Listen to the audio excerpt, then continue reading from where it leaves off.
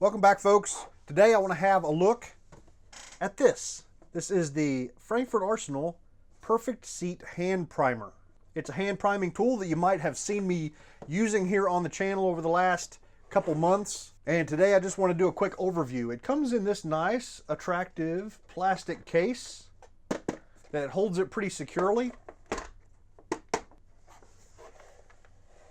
And there it is. You've got the main body of the hand priming tool. This does use shell holders, so it comes with a complement of shell holders that fits most stuff. We'll get into that a little deeper here in just a minute. It comes with the parts to switch back and forth between large primers and small primers. Then you've got your primer tray, an instruction booklet, and a lookup table for your shell holders. So it's got a big list of different cartridges and which shell holder it uses. Now, I'm a big fan of hand priming. You'll see me hand priming in virtually all of my videos. I've got a couple of these guys. These are RCBS hand priming tools. I keep one for small primers, one for large primers, and it makes for a pretty convenient priming setup. The biggest feature difference between the Frankford Arsenal and the RCBS, as well as most of the others on the market, is this little clicky wheel right here. What this allows you to do is adjust how deep the primers get seated, or how far it pushes them up in there, right? You got the little plunger there, and each click of this wheel is supposed to change that depth by 1/1000th of an inch. So let me readjust the camera here and we'll go up close with this guy.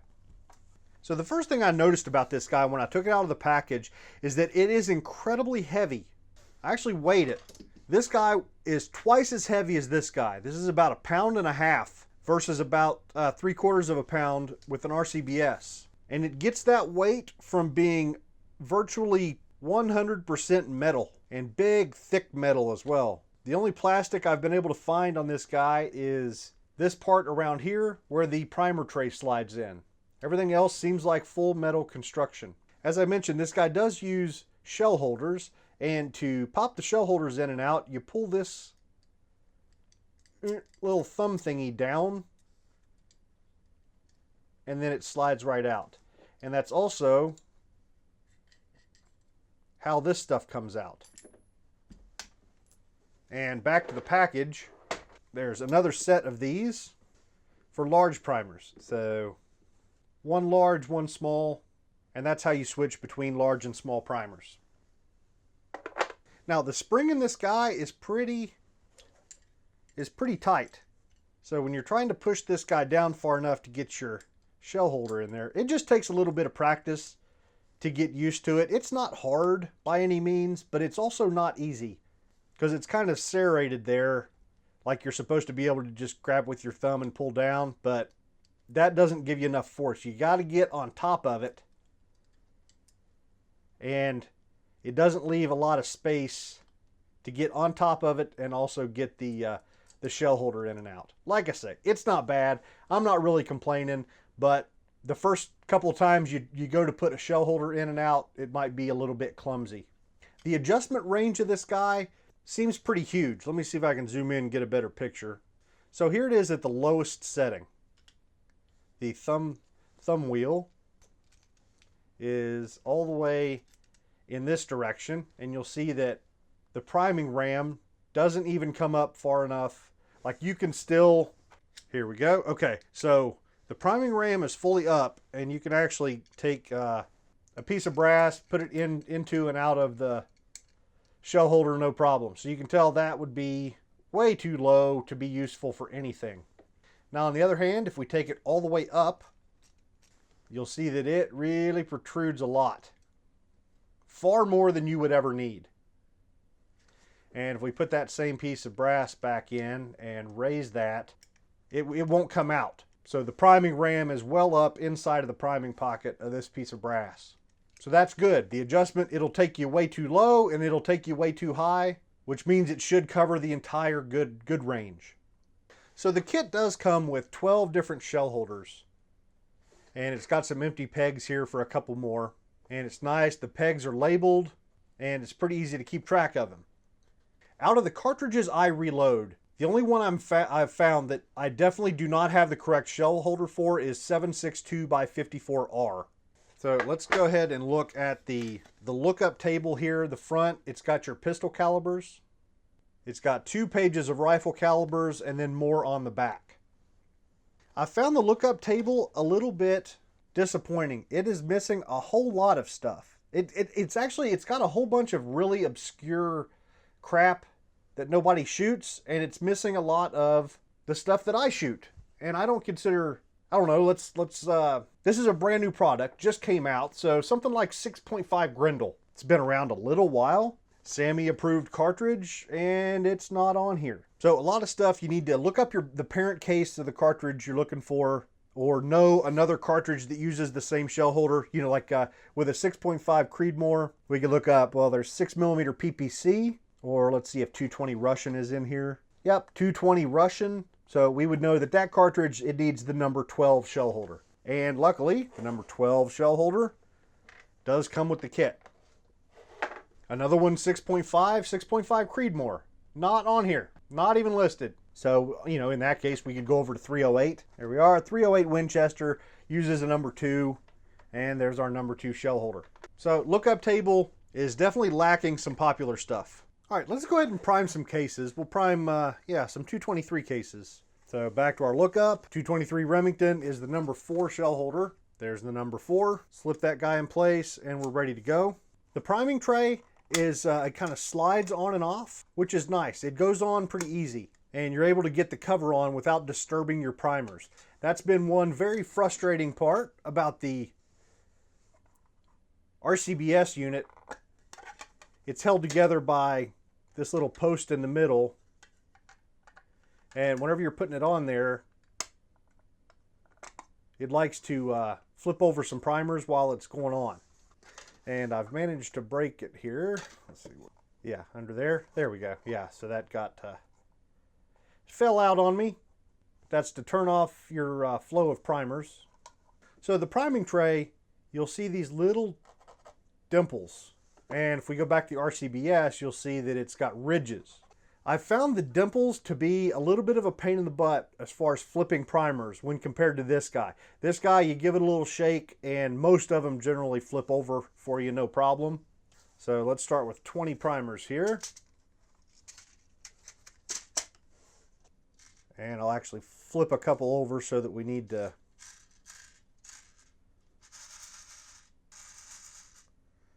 There we go. Got a couple of them wrong side up, so normally you just kind of shake it. But as you can kind of see, well, there they went. But they kind of get stuck sometimes, and you gotta get them moving to flip over for you. So there, you can see, it's not bad. It flips them over. It definitely works. I just run into a few that are stubborn that sometimes you gotta pop with your finger to get them to move or whatever, but it definitely works.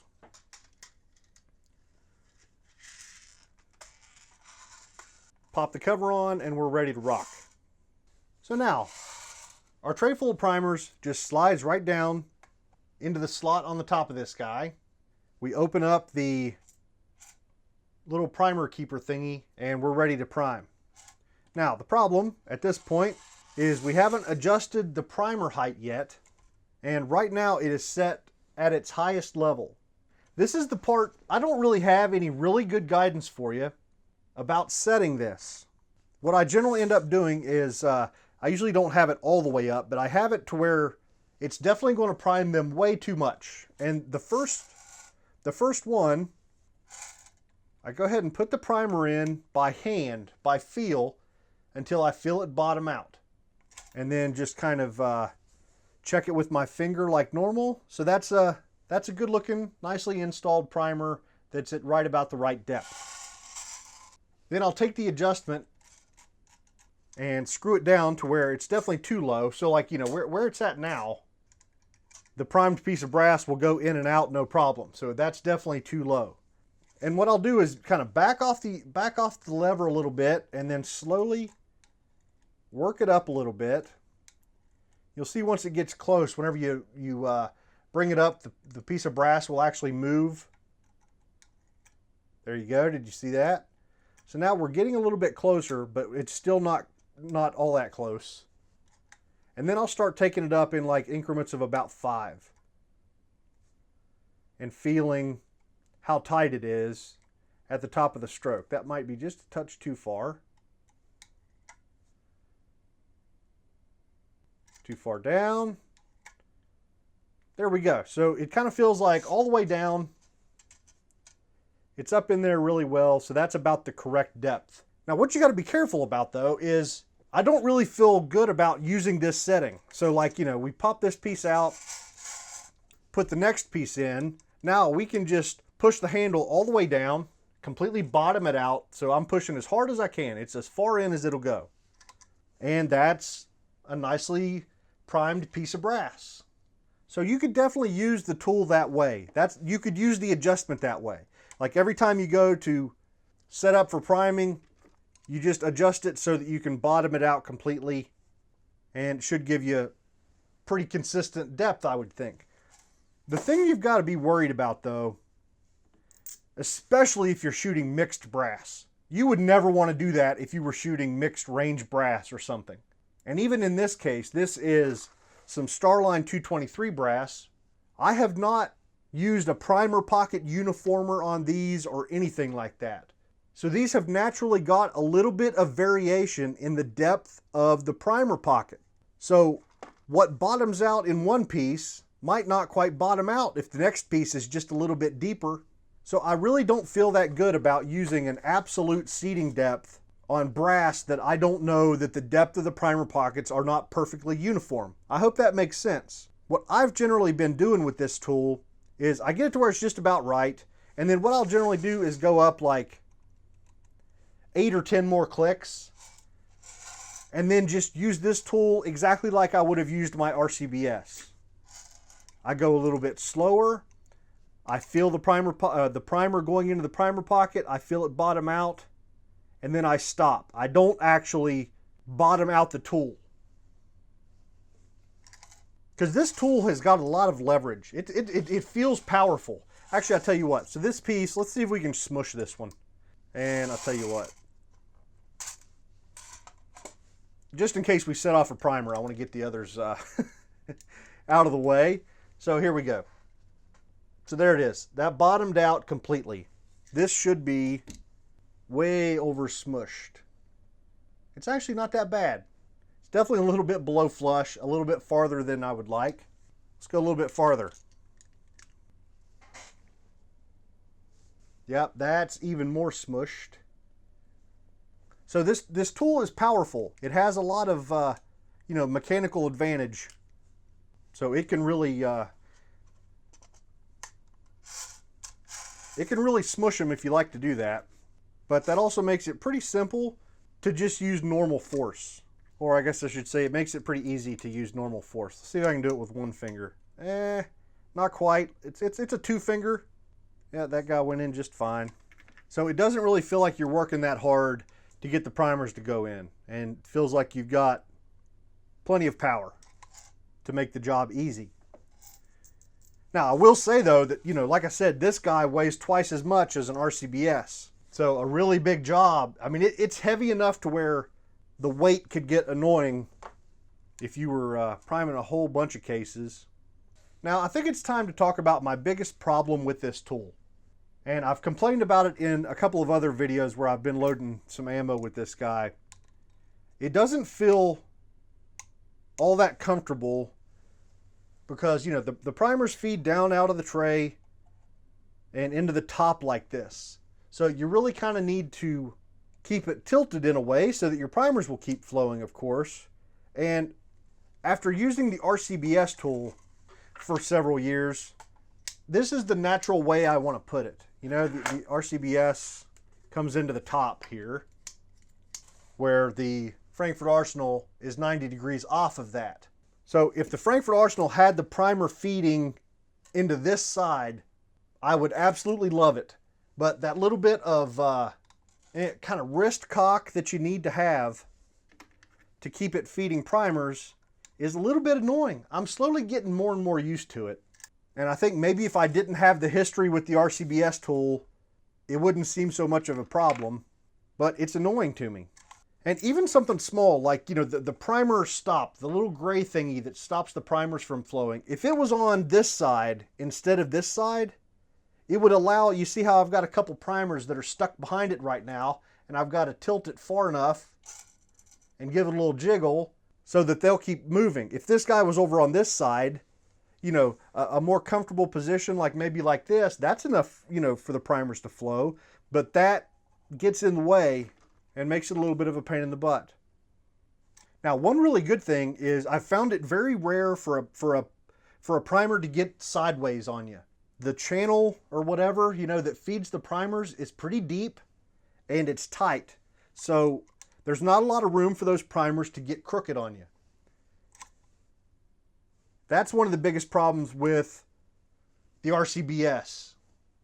Is it's a little bit oversized down in there, and it's not uncommon to get one that gets sideways or crooked on you. I have not experienced that with the Frankford Arsenal unit.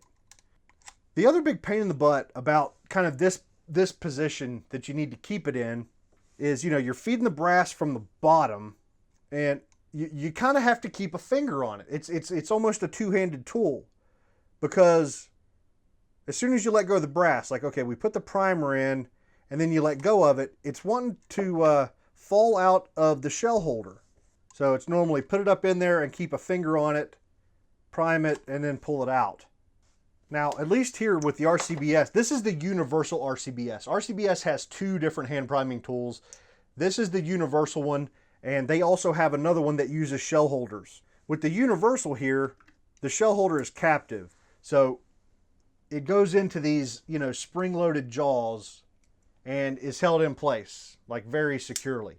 So getting used to kind of getting used to holding the piece of brass up into the shell holder has been a little bit annoying to get used to.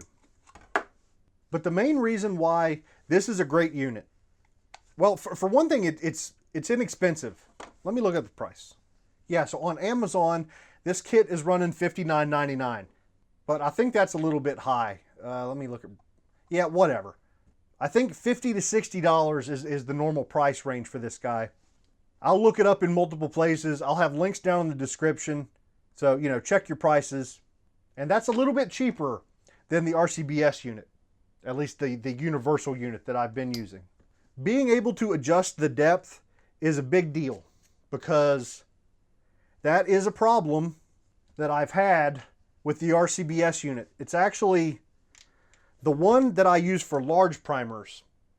If I swap over to the small primer hardware, it doesn't go far enough. Like the little plunger that comes up, it's not adjustable, right? Like it comes up and that's as far as it's ever going to go. And I think one of them, the springs on the universal jaws are getting a little bit weak, and it's allowing the case to kind of come up a little bit. So I've had problems getting primers to seat all the way in with the RCBS unit, and there was nothing I could do because it's not adjustable. I ended up overcoming it by backing out the actual post itself and using some Loctite to Loctite it in place. Whatever, this is not about this unit, but I had to have a workaround. At least with this Frankford Arsenal, I'll never have to worry about that. Like I mentioned earlier, there's plenty of adjustment.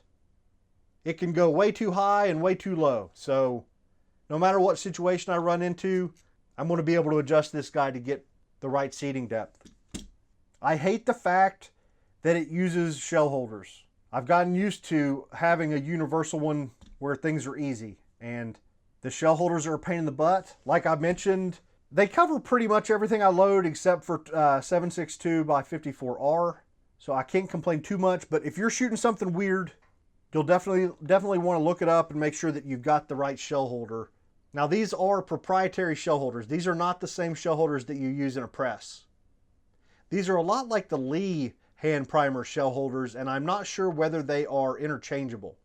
I tried looking it up, and I couldn't really find any good information out there about it. But they look very similar. So, yeah, not sure. So I think I've rambled on long enough. This guy gets a thumbs up. It definitely gets a thumbs up. Needing to tilt my wrist like that is really the biggest annoyance. And a lot of that probably has to do with me needing to talk to a freaking camera all the time. Like if I bring it in a little bit closer to my body and load it this way and kind of keep the round pointing away from me, it seems to work a little bit better to keep those primers flowing. But at least for kind of, you know, benchtop use like this, it's a little bit annoying. That's really my biggest complaint. It uses shell holders and the ergonomics are a little bit funky. Otherwise, very well made. It looks like it's going to be an extremely durable unit and the price is right. So yeah, overall, it definitely gets a thumbs up. So I think that's about it for today. It was raining yesterday. It's been raining today. So I've been kept off the range. That's why I've been trying to do a couple equipment videos, some indoor videos, get these guys knocked out. We should be back to shooting tomorrow, I'm hoping. So I hope you'll come back and join me. If you want to help support my channel, you can come to patreon.com/reloading. You can also use my affiliate links down in the description if you're going to buy one of these or if you're going to buy anything. Click on one of my links down in the description before you go shopping and they'll pay me a little referral fee. Doesn't cost you a dime. So I appreciate it, guys, and I'll see you next time.